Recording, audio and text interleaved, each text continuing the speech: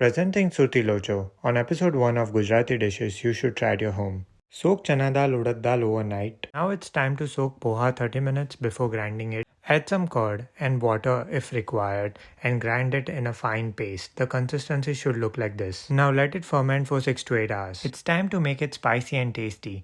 Add green chilies, ginger paste, turmeric powder, hing and some salt to taste. If you have taken 1 cup batter, add 1 cup water in the mix. Mix everything well. Add 1 tablespoon peanut oil in the batter. Add Eno or fruit salt 5 minutes before you start steaming the batter.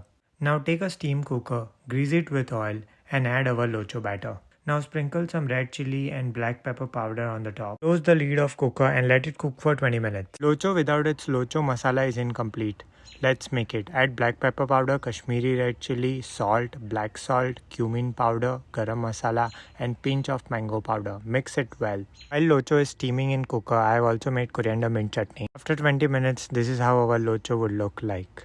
Now spread it on a silver foil and it's time to add all the masalas and flavor to it. First we will add locha masala infused butter. Now we will add our coriander-mint chutney. Add some onions, locho masala and save. There we go, our locho is ready to eat. Now let's make cheese locho. Add cheese on the top, add coriander mint chutney, locho masala and save.